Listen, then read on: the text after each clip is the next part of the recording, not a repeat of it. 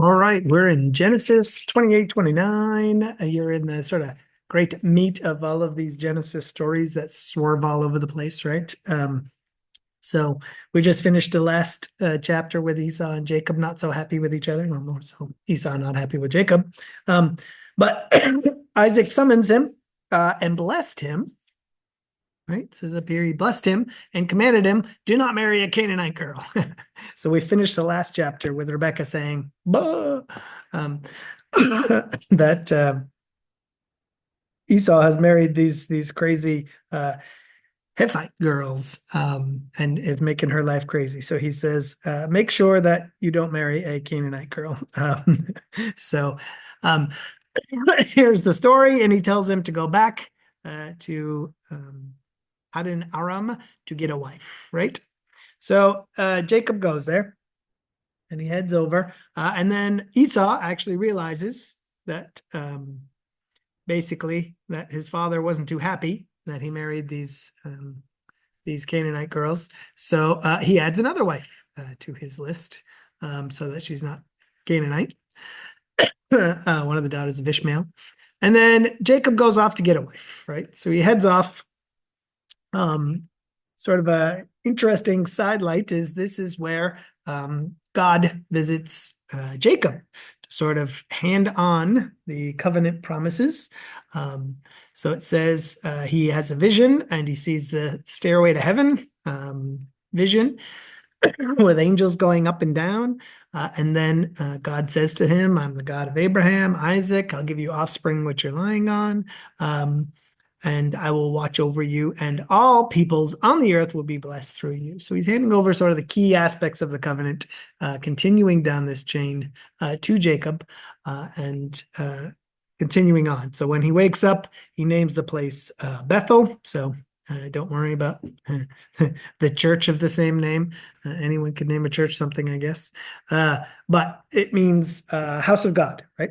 So that's a common name or word you might hear at times because he blessed that place.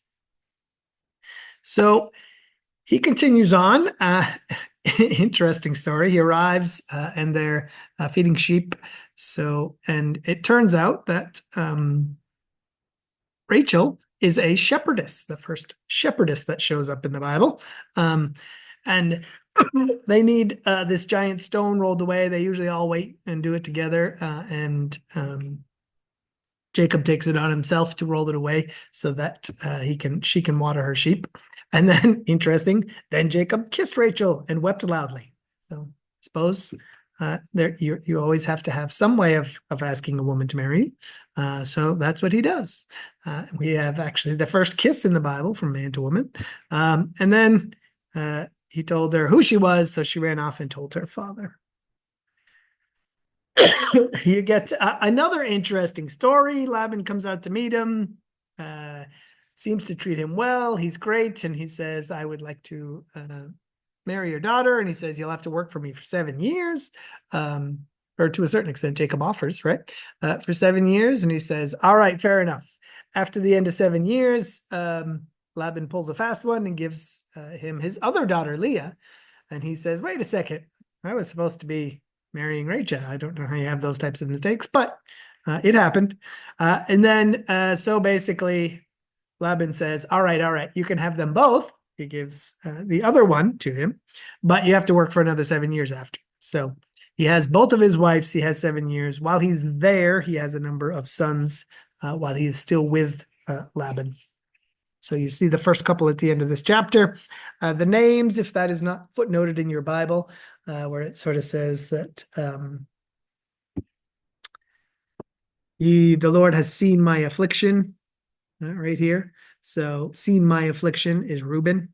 They sound alike. So basically, this is a common Hebrew thing. Sounds like Reuben sounds like has seen my affliction. Um, and then the next one, the Lord heard. So has heard sounds like Simeon. Um, Attached to sounds like Levi, and praise sounds like Judah. I think praise actually is Judah, to be honest with you. So those are the first couple of sons that come from Leah. And you see that Judah is actually the one that carries on the line through Jesus. So that is it for chapters 28, 29. Pretty straightforward, I think. But some good history to know. These people come up again and again and again through the rest of the Bible. So, all right. Hope you're blessed. See you.